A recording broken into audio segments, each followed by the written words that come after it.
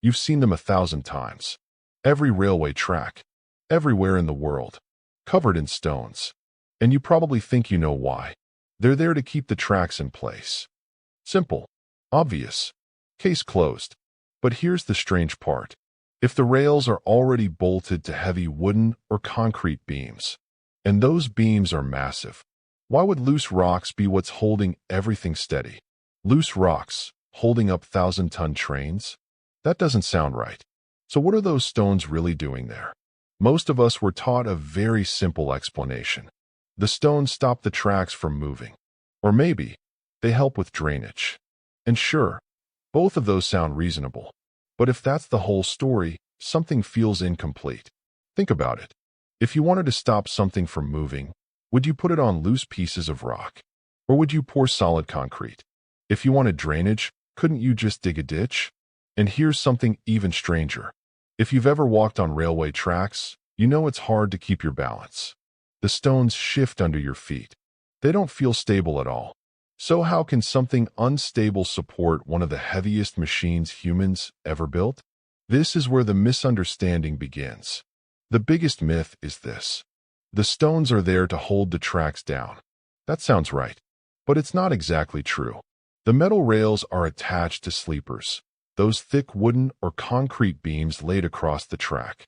The sleepers are what hold the rails in position. The stones underneath? They're not there to grip the rails.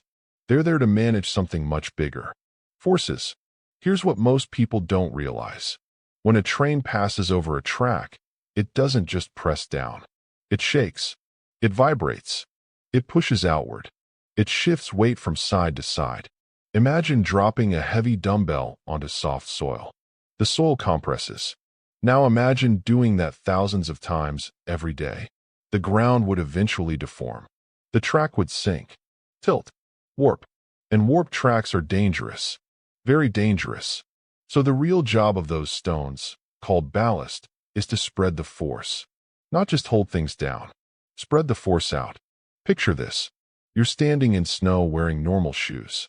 You sink. Now put on snowshoes. Suddenly, your weight is distributed over a larger area. You don't sink anymore. The stones under railway tracks act like millions of tiny snowshoes. Each jagged rock presses against the others. When the train rolls over, the weight travels from the rail to the sleeper to the stones, and then spreads out into the ground below.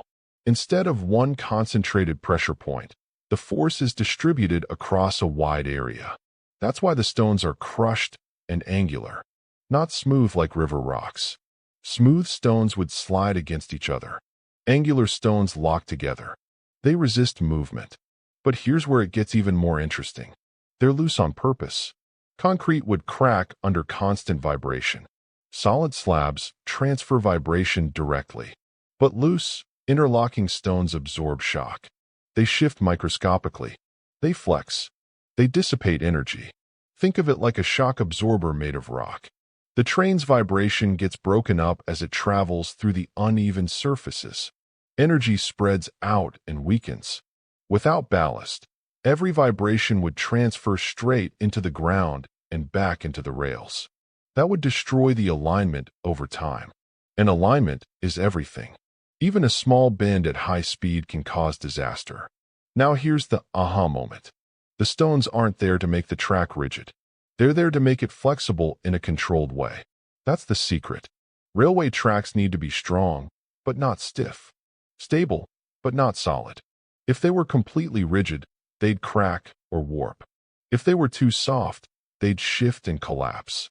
Ballast creates the perfect balance between firmness and flexibility. It spreads weight.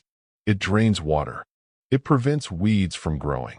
And it allows maintenance crews to easily adjust the track. Yes, that's another reason. With ballast, workers can lift sections of track, pack more stones underneath, and re-level everything. Try doing that with a solid concrete slab. Nearly impossible. And drainage? That part is real too. Water is a track's enemy. When soil gets wet, it becomes soft and unstable. The stones create space for water to flow away quickly. Rain falls through the gaps. It doesn't pool. It doesn't turn the ground into mud. In cold climates, this matters even more. Water expands when it freezes. If moisture gets trapped under the track and freezes, it can lift and distort the rails. Ballast reduces that risk by letting water escape before it freezes. Even in hot climates, like parts of Africa, water damage is still a threat during heavy rains. Good drainage keeps the foundation consistent year-round.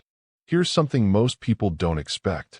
High-speed rail lines sometimes use less visible ballast, or even concrete, but they compensate with advanced vibration systems and deep engineered foundations. Because once trains start moving at 300 kilometers per hour, the forces are extreme. And yet, for most railways around the world, simple crushed stone still does the job. It's cheap, it's effective, it's replaceable, and it's been working for nearly 2 centuries. So let's go back to the original question. Why are there stones along railway tracks? Not just to hold them down, not just for drainage, but to distribute massive weight, to absorb vibration, to prevent warping, to fight water damage, to allow maintenance, and to create a carefully controlled balance between strength and flexibility. Those rough, unassuming rocks are doing invisible engineering every second a train passes. Next time you see railway tracks, you won't just see stones. You'll see a giant shock-absorbing system made of crushed rock, a foundation that quietly protects thousands of lives every day. And that's the beauty of ordinary things. They look simple until you really understand them. Thank you so much for watching. If this changed the way you see something ordinary, hit the like button so more curious minds can find this video.